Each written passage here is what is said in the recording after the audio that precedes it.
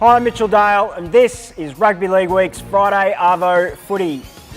Joined on the couch today by Tony Adams, Martin Lenihan from Rugby League Week. Thanks for joining us, boys. Now, tonight we're going to see Mitchell Pearce running around for the Roosters. I'm sure he would have preferred to maybe be in Origin camp at the moment.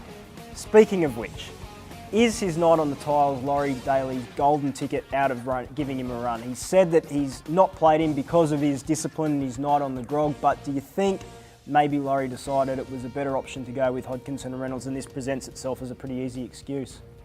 Yeah, look, I think Laurie made a rookie coaching error last year.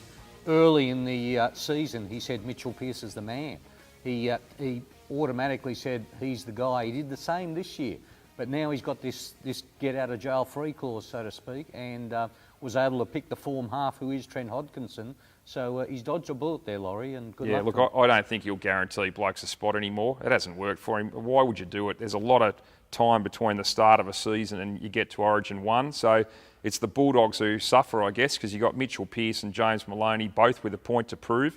The Roosters originally, you would have thought, would lose a lot more players to Origin than they actually have. So, you know, the Doggies have got the inexperienced duo there of, Moses and Bai, very inexperienced. Rennie Matua's played a lot of footy but hasn't played this year. So big advantage, I would have thought, for the Roosters in the halves. Rennie's played a lot of footy, but not a lot at 5'8" as well. So, no, you're right. The advantage now does lie with the Roosters tonight, Tone. For sure. And the question has to be asked, this game could have been one of the season's blockbusters. Why we're playing it the first week of Origin when there's a host of big names missing, I just can't understand it. Yeah, look, always hard these rounds, aren't they, with limited games, big players out. The NRL have tried to pump it up. Interesting advertising they've done with referring back to the grand final from 10 years ago. I mean, look, you hope they get a decent crowd out there, but at the end of the day, look, it's still going to be a fair clash, I would have thought. And the thing about the Dogs, you've got to remember, still got a very strong forward pack, and the culture is so good at that club at the moment. I reckon Des can still get them up for it. Well, you're right. The culture's strong at the Bulldogs, and maybe the feeling at the Roosters isn't so great at the moment. They're not going as well as they were this time last year. Be an interesting one tonight, but the Dogs, they are under strength, so I think the Roosters will get over the top of them. Okay, big game tomorrow, the Broncos and the Tigers. Now, boys, the big clash will be in the halves. Ben Hunt, for mine, the most improved halfback in the comp, and Luke Brooks, the one that everyone's saying is going to be the best within a few years. We caught up with Blake Austin this week. He talks about the clash of the two young halves. Yeah, I've been really impressed by Ben Hunt. I think he's really stamping his mark on the comp, and I think it wouldn't be silly to say that he's the form halfback of the competition. So he runs the ball a lot, and he's going to threaten our line on many occasions. So we're going to have to be switched on and privy to what he's going to throw at us. How about young Brooks? He dominated against the Sharkies last week. Yeah, mate, he's going really well. Obviously, everyone knows how good Brooksy's going to be and is right now. So yeah, things he does on the field don't really surprise us. We see it on a daily basis out here at training. So. Can't wait to see how the halves goes, boys. I think Luke Brooks, he's really coming along very nicely, but it's got to be said the Broncos have got a fantastic record against the Tigers. They've won 8 of the last 9. We all remember back to the baby Broncos, of course, during Origin, where they famously came to Campbelltown and won. So huge game for them. They've lost their way a fair bit, I would have thought, Brisbane, and they'd give themselves a big chance in this one. Yeah, for sure. And it's interesting, we all remember the baby Broncos, but it's the baby Tigers who are really capturing everyone's imagination. To me, the Tigers have the best young kids in the comp. I can see them making the 8. They're a good young side. Yeah, absolutely. They get out of this next week. They have the bye. Then you've got guys like Curtis Siren and James Tedesco, Dean Hallertau even, all looking to come back. So pretty important. If the Tigers can get out of this game, they're going to be in a very good position, I would think. No Farah, no Woods, though. I mean, look, this is always the X factor. We know these teams are going to struggle without Origin players. Brisbane always lose a few. You know, you've got Gillette, you've got Parker, you've got Hodges gone. But I would have thought on the balance of it, that Farah and Woods are a bigger loss for that young Tigers side. They're two guys that really, you know, very experienced, get them around the park. So very hard to tip these games at this time of year, isn't it? It is. And you say the Tigers losing their way without Robbie Farah, absolutely correct. They did win one game when Farah was out with his dislocated elbow. That was against Parramatta, but apart from that, they did look a bit lost. So interesting one tonight. Quick tip, Tony? Yeah, I think the Tigers out at Campbelltown. I think Campbelltown always worth 10, 12 points. That'll get them home. I'll go the Broncos. I'm with Tony. I think the Tigers will just sneak home in this one. This time of year is always a bit problematic, as you said before, Leno, with scheduling first, but also with sides being depleted through Origin. The Warriors, they must love Origin. time. In their history, they've had 5 players. They've lost 5 players to Origin footy, and they just get to come up against sides that are depleted. It really is a huge advantage for them at this time of year. For sure, and they're a team that's battling to get a spot in the 8. For the next 6-7 weeks, they've got a massive advantage over the whole field, and it's little things like that could see the Warriors sneak home. You never know. Well, that's right. They come up against the Titans this week, and they're just decimated by injury as well as Origin. Yeah, well, Nate Miles is really their major one that's gone to Origin. Greg Bird would have, but he's suspended.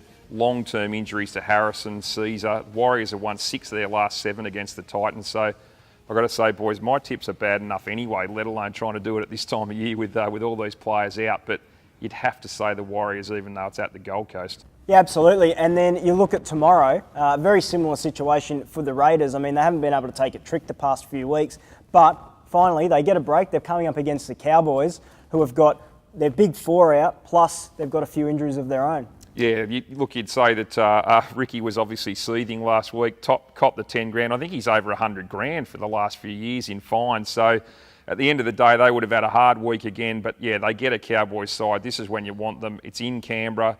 You know, there'll be about 8,000 people there to cheer the Raiders home. So they should be just so desperate for a win, you'd expect them to get home. Yeah, and I'll tell you what, the pressure is on them. If they can't beat the Cowboys now, they never will, and the heat will just intensify. If they can't beat the Cowboys now, I think that Parramatta can box up the wooden spoon and send it down to Fishwick, because if they can't beat the Cowboys this weekend, they have got massive, massive problems. Finally, Monday night, you look at the Sharks and the Rabbitohs. You just look at the depth of South Sydney, and they lose Greg Inglis. They bring in a bloke from reserve grade who was playing Origin this time last year in Nathan Merritt. Pretty good reserve grader. It is, and it's a massive game for Nathan Merritt because he's playing for his football future. He's unsigned for next year. He's obviously not in first grade anymore on a regular basis. So if he can fire, he might save his career. Yeah, you watch him, he'll be playing with a lot of energy. The Sharks, on the other hand, if ever there was a week they'd like a bit of luck with injury, to be this week. They've lost Gowan, they've lost Lewis. They've lost Todd Carney again. Daniel Holdsworth comes into 5'8". Bo Ryan. Ryan, Anthony issues Tupou. there. Yeah, look, it's very tough for them. Obviously, the Asada thing drags on and on. I think Paul Gallen said during the week that the last 18 months for him have been a nightmare. He'll be very happy to be in Origin where he can just rip and tear and concentrate on New South Wales. But his poor little Sharkies, he's left behind. I think they're in a bit of strife. Souths are going to be pretty upset as well after their performance against Melbourne. So you'd think the Bunnies.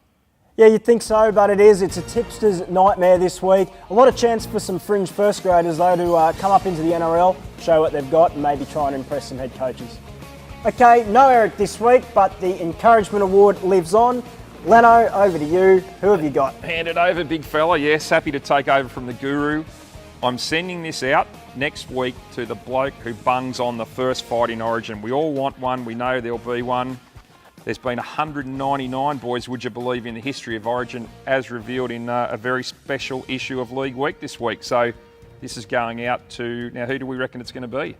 I'll go big Aaron Woods. He's old school, he loves it. Aaron is pretty fired up as well. Yeah, 501 Origin facts in the magazine this week. Special issue of Rugby League Week this week. Tony, what's your favourite stat of the 501? Yeah, I've got to say one that really took me by surprise. The best player, according to the CVGs in Origin history, Big Sam Bacco. Who would have thought? Nice. On the back of that 1988 series, I would say, where he just destroyed the Blues. My favourite, which was a bit surprising, growing up in Queensland, we were told that Wally Lewis could do no wrong. He's actually kicked out on the full 6 times, which is more than any other player, and he's made more handling errors than any other player. But, of course, he is the king. He's won more Man of the Match awards. And he played about 50 Origins, so he was going to make a few mistakes. He did. He also features in the best of positive stats and facts quite regularly in the magazine as well. But it's all there in this week's mag.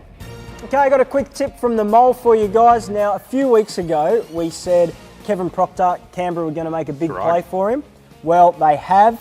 They have made a huge offer to him. Could be too big to refuse. Keep an eye out. We might hear something early next week. So one to watch out for. Boys, thanks for joining us. Thank you for joining us. Enjoy your shorter week of footy this weekend. We'll be back on Monday with a special State of Origin preview. For now, that's all from us.